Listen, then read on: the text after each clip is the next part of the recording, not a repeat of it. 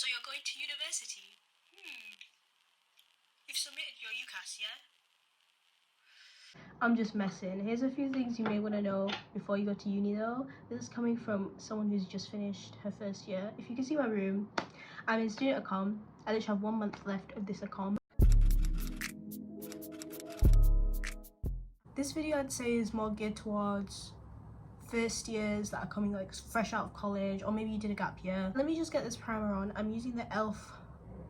Poreless Putty Primer, if anybody is concerned. My first piece of advice, which you may have heard like quite a bit, is befriend your flatmates first, especially if you're going to share things like bathrooms with them. I had an ensuite, but I know definitely if I shared bathrooms with people, I'd want to know them at least. Maybe like, this is not somebody I'd talk to when I was back home or something like that, but don't like pass judgment over people, because you may come here and you'd be like, oh, this is the kind of person I want to hang out with in this city. If there's people in the kitchen, which, you know, it is terrifying, please just go in the fucking kitchen and just speak to them and see what's going on, what they're up to. Try and kind of cement kind of where you stand with them in the first week, because after the first week, when everyone's actually going to lectures and stuff and they're busy, it's going to be quite hard to try and get a hold of them, because they are going to make their own friends at uni as well. Do not like bind yourself to people who may have come to uni from like your hometown. Don't be like, oh, so and so from college is going to this event, so I'm gonna go, and this and that. You do actually have to find your own feet, because at the end of the day, as much as you do stick to them like glue, and you may be like, oh well, I know them and they're gonna make their own friends. And when they make their own friends, what are you gonna do? You're just gonna hang out with them all the time? You can't. You gotta move on. So I know it sounds kind of cutthroat what I'm trying to say right now. It's like, oh, fuck them and fuck them and fuck them, but it's not in that way. It's beneficial to you. Try and be uncomfortable for the first week, and if you hate it, you hate it. At least you try. But the first week is literally fundamental to creating links and connections. I will be completely honest with you, I didn't see anybody make friends in like, I don't know, the 10th week after not knowing each other at all. Like, that's not common. This was gonna be for my single ladies. If you're coming, do not entertain freshers week relationships. Don't give it up for you. They don't love you. They don't care about you. Some people may have not experienced like heartbreak, I think that's the best way to say, or like boys in high school, college, or whatever. So when you come here and you think, oh, we're all adults here, you may think, oh, I'm gonna find my husband in uni. You may do, but you're not gonna find your husband in the first week. You're not. I'm gonna tell you that, and I'll bet you money on that. Freshers week, to a lot of people, or let's say a lot of guys, I don't want to kind of box any guys up here though, but freshers week is somebody else's hump week. Okay, so I think that's the best way I'm gonna say that. It's not the same for everyone. So when you're in the club and you're getting a lot of attention, and you may think, oh well, he could even be a situationship, like it doesn't have to be serious. It won't even be that. Like, you will not see that person again. Watch out for the predators. Watch out for the predators. I literally, it took me a while, I didn't even notice this in the first week as well. Bro, in freshers, a bunch of guys who are not even uni students, 25 and over, will occupy the club in freshers week. So the first weeks of September, they'll make sure they're in that club, because they want to take advantage of impressionable students. The amount of guys that were not uni students or not my age trying to speak to me saying, hey, like, I want to get to know you, and I'd always ask the question, how old are you? Because I could see you're not a uni student, and they'd always be, oh well, 26, or they'd just laugh and they wouldn't even say the age. So watch out for that. Always make sure when you're in the club to ask people what their ages are. And yes, people can lie, but it's easier to spot a lie in a giggle or a smile or a look away, versus not even asking them at all. It was so weird, because I noticed like the month after that, hey, like this club is dead. Like, I remember in freshers week, this was like such a lit club, because all these men, grown men, have gone back to their day jobs. I'm pretty sure some of those men were taking PTO to show up in these clubs, because it would be Wednesdays, and why is a 27-year-old man in a club on a Wednesday? Students. I don't say this at all to like scare people into not going to the club or anything like that, because you should go to the club. Go to the club if you want to go to the club, but do watch out for that, because they are some cheeky not even call them cheeky, predator men on the recluse. So watch out for that. So originally I came from Huddersfield. That's a small town in West Yorkshire. Small is not an exaggeration, it is really small. If you're like me and you're coming from like a small place to a big city, especially like a city that I'd like to call like an Instagram city, so that's like London, Manchester, Birmingham. Could you say Birmingham is an Instagram city? So like cities with like good Instagram presence. What you're gonna notice is like people dress differently and people do care about how they look. Not saying that people in small towns don't care about how they look, but it is a bit different here. What I mean is like nights out and dressing, like to be overdressed in Manchester is a lot harder to do than to be overdressed in Huddersfield. Like I was always overdressed. Maybe that was just how I used to dress, but I was always overdressed for the occasion. In Manchester, you'll never be overdressed. Like there's always gonna be a pair of stilettos banging about. Yes, even if it's raining, pair of stilettos on a 2 p.m. on a Saturday, walking to the nearest bottomless brunch. Jeans and a nice top was literally the small town uniform. Jeans and a nice top, usually be like a corset top, and that would literally do you on the night. You'd be the hottest girl in the club. Be realistic with your expectations, with your work. Like be realistic with like what you're gonna produce and how fast you're gonna produce it. Like you'll know by now if you're a procrastinator or if you're not a procrastinator. I feel like everyone is to an extent, but you know what I mean, like if you're a major, like you have a problem with that kind of stuff. So like when you get set your 2k word essay, you know like, hey, I'm gonna do this, like I'm gonna start like this tonight, or I'm gonna start this in like 3 days. Don't lie to yourself. If you know you mess about or you don't take work seriously, and also you know it is first year and there's always that like massive phrase, first year doesn't matter, first year doesn't matter, which to an extent it kind of matters. Like you can still get kicked off your course. Like everyone does say like, oh, first year does not matter, like just vibe, but it's still like fundamental to the building blocks of, you know, how you function at university. Like don't be like following all these people who are saying like it doesn't matter, like just come on like a club night instead of going to your exam. Bro, if you fail your modules, you cannot go anywhere. Everyone will be like, oh well, it's only 40% to pass, it's only 40% to pass. And it's like, what degree are you doing? Focus on yourself. What degree are you doing? Like, is 40% easy in your degree or is 40% hard in your degree? Even if you pass to the next year on the bare minimum, on the breadcrumb line, like it's gonna become a bit of a habit next year, and next year does actually matter because it does contribute to whatever degree you get at the end. So don't make things habits.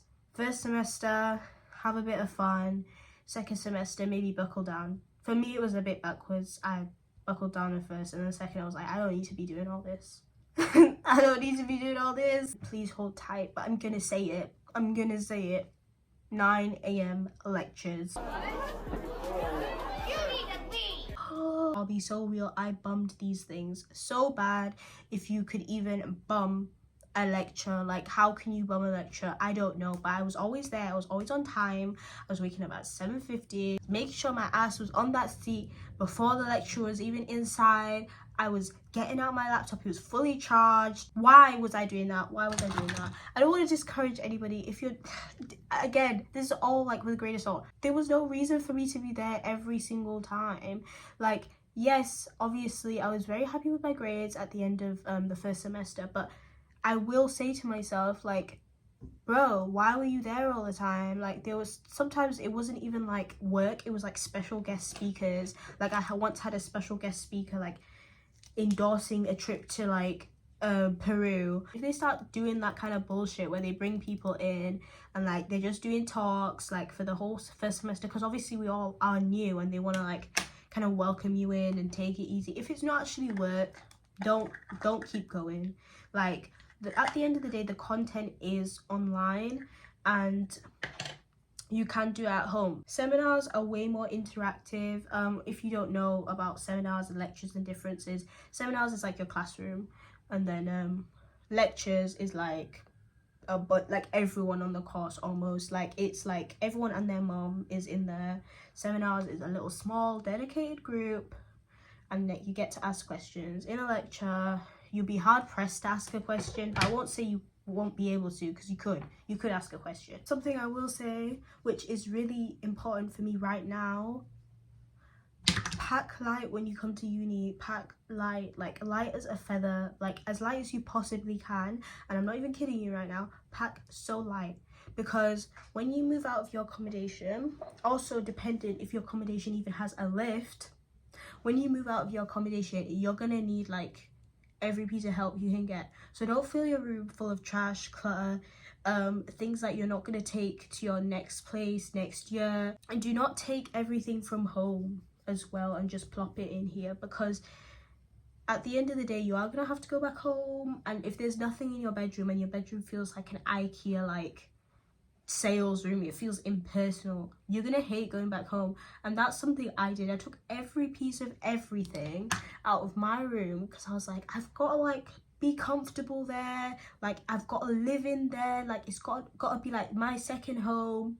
But then I didn't have a first home, because I took everything out of my first home and I just brought it here. So I was like, what was even the point in all of that? If you can buy most of your decorations when you get here and just get them delivered downstairs, and then put your room together like within the first month with a couple deliveries, things like that, that's probably the best way to go about it. Like a lot of things I actually regret buying as well. Sorry, I feel bad picking it up, but this thing, my room was so empty compared to all my flatmates, because when we all moved in, like I told you at the start guys, bonding. So we all went into each other's rooms, and we wanted to see how we decorated it in the first week. They came into my room because I had like half of the stuff I have now, because I did the thing where I bought decoration when I got here. So they came into my room. That was like, it was like a padded room for like someone psychotic. There was nothing in my room. And they were like, whoa, like, you don't have any decorations. And I was like, yeah, like, I didn't bring that much. It was still kind of fucking embarrassing that there was nothing in my room. And I was like, okay, I don't have any decorations in my room, so I'm gonna buy a bunch of decorations on Shein. I ended up just buying shit that I didn't even feel for. Now I'm like, when I move out, because I'm moving in with my boyfriend, do I want to take this shiny bear brick knockoff? No, I don't. So I'm probably gonna sell it on Vinted. I'll put my Vinted below, because I'm actually gonna do a massive closet clean out, desk clean out, and I literally only have like a month to do that before I move out, so wish me luck.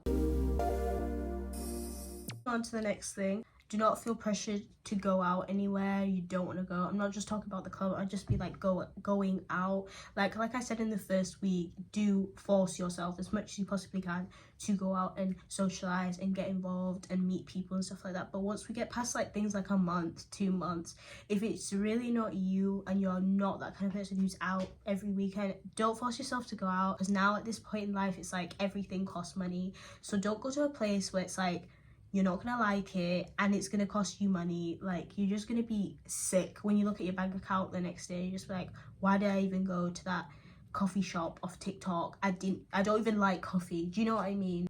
Overdraft debt is not for the weak, okay? It's not for the weak of people. And I would say most people who go to uni are the weak. Not just overdraft, it's normalized in like a uni kind of environment. It's not really normal to like live in debt, because you're not really gonna have a lot of fun when it's your paycheck every Friday and like your bank account is taking like minus £500 out every single time. Something I realized near the end of first year is that I should have joined a society. So there was like quite a few societies and I didn't feel like I fit into any of them. But I will say this now, you can't fit into a society really unless you join one. So I was feeling all like, oh well, I wouldn't fit in and this and that, but it's like, yeah, well, I'm sure a lot of people felt that way before they signed up and they went to like the couple meetings and then they found friends and then they enjoyed it. So I do wish I went and I joined a society. I will be joining one next year. Again, every year there will be new societies, whether they're good or not. There will be new societies that come about, so don't feel pressure to rush into one, but I would heavily suggest you get into a society and get busy, especially the first year where you have a lot more time and space, and you're only going to get other friends from like events or societies in the first year. So do join a society. You could obviously tap into another element of your social life, society or sports, if you do sports. I don't know about every single union, but I know most unions throw events. So even if you don't like any societies that are on there, your union can throw like events that are not society related. So I know my union does puppy yoga, and every single time I've tried to get into puppy yoga, the tickets have sold out within minutes. So I haven't done puppy yoga. I'm still banking on being able to do puppy yoga at some point. And when I do puppy yoga, you guys will be the first ones to know about it. Last but not least, have a side hustle. Now, you may think that you're the richest person in the world when your student finance drops, but you can use your student finance to further yourself, okay? So this is me giving you a little bit of investment plan. So if you like things like fashion, you like things like beauty, makeup, anything like that, you can expand your services and work amongst other students. So things like, I'd say, let me give an example here. If you do things like nails, uni is probably your best opportunity to network with people and show people that you can do these things. Like anything else, even crocheting, like if you crochet your clothes, get on Vinted and sell them. Like there's nothing stopping you from doing that, as long as what you're doing is legal. Put it out there like at the start of the year, September, and when you get the new students flooding in with you, or maybe your second year, third year, when you get the new students flooding in, they will be searching things like, let's say you go to Uni of Leeds, they'll be searching Leeds nails, Leeds clothes. There's like this feature on Snapchat where like if you go to uni, you can sign up to these joint uni stories, and you have to use your student email, so it literally is only students. You can post on those stories whatever you want. Most of the time it will be people posting like comedy or something like that, but you can post whatever you want on those stories. So you can post your businesses on there, and you can be like, hey guys, I've just started my business, if anybody wants ABC, check out my socials. Start something, get fluent in something, just do something, because you may find even at the end of uni that you're like, crap, like I actually don't really like my degree that much, and I prefer the side hustle that I've started that has accrued a bunch of like fans or clients or things like that, and you may just throw the degree out completely and just do what you're doing. So I don't think you can lose with that kind of situation. It's always going to be a win-win. I think that's all from me in terms of advice and tips. But honestly, take your journey as you're going on it. Don't pre-plan anything out. Don't write anything down or expectations before you get here, especially if it's your first time going. It's not going to be like exactly how you see it on social media. Some people can honestly take it quite hard, and I wouldn't say take things so seriously, because at the end of the day, as serious as life is, you don't have to be as serious as it, if you get what I mean. It is first year, there will be 2 more years of this lovely experience, so don't feel like, oh, it didn't work out first year, I'm gonna drop out because I didn't make any friends, because you can make friends next year. There are apps like BFF Bumble, which I've used, and it's gone pretty well. So don't throw the towel in if you haven't met like your trio or your quadruple group of besties like you had in high school. It isn't high school, it isn't college. There's not that much judgment as there was in high school and college. Let's be real, that was hell. Also, if you don't like your degree, please switch it in the first like month, because after that they're not gonna let you switch it, and they may even suggest that you start the year again next year to do the course that you want to do. So please be really quick with that kind of stuff. It is uni dependent, but I know for most unis the first 1-2 months they're not going to switch you over, especially if it's a course that's not really directly related. You're gonna have a hard time going anywhere with that, like at all. So I think that's kind of cruel. If there's anything in this video that I didn't mention, any piece of advice that you do want from me, or just a question related to uni that I didn't cover, please just comment it below or contact me on any social media if it's more private or personal, and I'll just let you know how I feel about whatever you've got to say. Yeah, please leave a like and subscribe while you are down there, making a little comment. If I forget to put this on Vinted, please remind me as well. Thanks so much, guys, and I'll see you later. Bye bye.